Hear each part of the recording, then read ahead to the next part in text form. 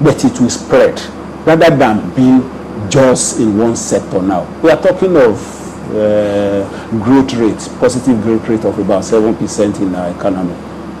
How does that growth rate spread? The growth, how has it been spread? It's just across very few sectors. We are not having an inclusive growth. If the growth is inclusive, if it spreads across many sectors, employment will be created. Manufacturing, agriculture, those are the real employers of labor. Oil and gas, yeah, especially agriculture, manufacturing as well. Oil and gas, yes, oil alone is giving us about 80% of our revenue. And how many people have been employed in oil? That is the challenge. We can grow this economy. To the PIB which you talked about. Yes, we can grow this economy, even retaining the kind of revenue we are getting from the oil. By the time we diversify the economy into agriculture, into manufacturing, by the time these two come up, you will see we are going to be number one economy in Africa, not number two we are now.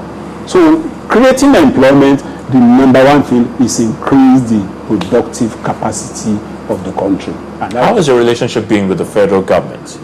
Of course, the state government as well, in terms of advising government and on policies and what have you? I want to believe we've been having a cordial relationship, but we may sometimes differ in perspectives as to how some things are handled. But by and large, I think we are getting on with both the state and the federal government. We've had situations where we are invited, like in Lagos State where we operate, where I said the economy is going on. We had very recently what Lagos State government called corporate assembly, where the private sector meets with the government. We present what we feel the government has done, and they give us what they think they want to do and what they are doing. So that is a sign that we are getting on well with each other. I think we have a cordial relationship. Like I said, we may differ perspective in some areas. But the most important thing is, I believe, both federal and the states, we are doing very well with each other. All right, Mr. Remi Bello, we're really running out of time. But before I let you go, let me just ask you this question on a personal note. I mean, who exactly is Mr. Remi Bello? Mr. Remi Bello, if I may say, or Alaji Remi Bello, like people call me, I'm the president of Lagos Chamber of Commerce and Industry by the grace of God today. The managing director of Creta Hope Nigeria Limited, a company that has been around since 1958. We manufacture windows and doors, and I've always been part of chamber movement for quite a while. I believe that's why I'm being rewarded by being the president of the chamber today. And by the grace of God, I foresee to be in this office for the next 2 years, when I hope I would have been able to make my mark in the Nigerian economy, because the chamber is not out for anything but to advocate for its members, for good public policy, for a good environment, for a good economy, for the betterment of investors and the citizenry. In short, better living to every Nigerian. Well, we certainly hope that you will have all the wherewithal and, of course, support to carry out all the things that you set out to achieve as president of the LCCI. Mr. Remi Bello, we thank you so much for spending time with us on Question Time. Thank you so we much. Appreciate your time. Thank you so much. The race by the present-day government at both the federal, state and even local level to transform the state of the Nigerian economy is very much on, no doubt. Well, while some analysts say some improvements have already been made, a lot more work still needs to be done for Nigeria to develop virtually all her sectors and rank among the best developed countries of the world. We hope to see more input from the Lagos Chamber of Commerce in its functions and responsibilities to the government and, of course, the people of Nigeria. But at the end of it all, perhaps we may have wonderful stories to tell about the economy. Well, that's it for now. Do remember to send us your questions, comments and suggestions to questiontime@channelstv.com or watch us online also via channelstv.com. Until we come your way again, I'm Ayotunde Balogun wishing you a Merry Christmas and a Happy New Year.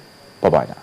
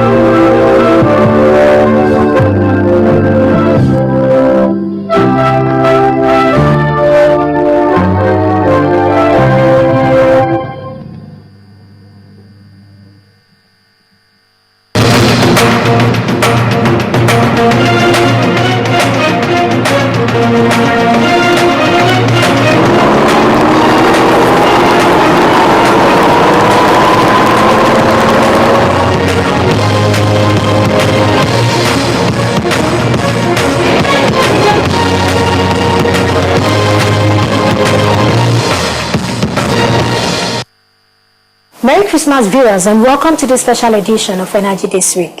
As we celebrate Christmas and the New Year beckons, what we have a recap of the big energy stories that make 2013 tick.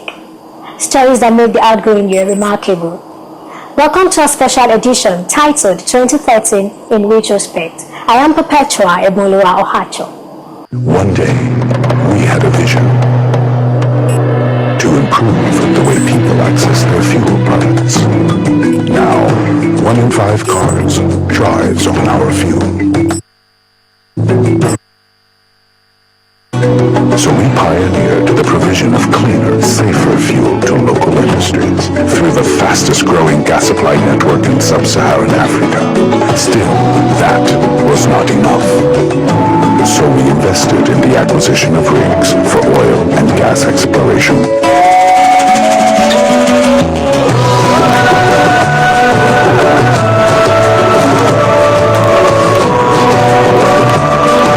We strive towards our future when we, a proudly Nigerian company, will offer the complete solution to Nigeria's energy needs. Owando, the future is here.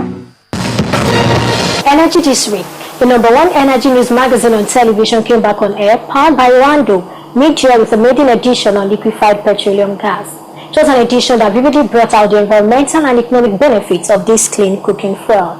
80-85% of the households are stuck with using the wrong fuels, although that is what is readily available for their domestic use.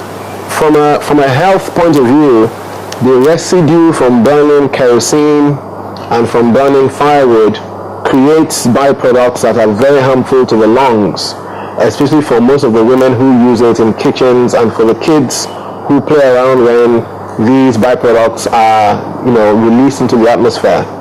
And from an economic point of view, the government goes to tremendous lengths to support the use of kerosene by making available a subsidy, which unfortunately is monies that could have been used to build roads or invested in education. For the third edition, we brought to our viewers a most authoritative voice on the petroleum industry bill, one of those who drafted the bill. Dr. Adeoye Adefulu, a petroleum law expert, was our guest. Dr. Adefulu, you are welcome to the program. Thank you very much. I'm very glad to be here. Let us start on a very controversial note. Under the PIB, a tax has been introduced known as the Nigerian hydrocarbon tax to replace the existing petroleum profit tax. This tax will apply only to the profits of the upstream sector companies. They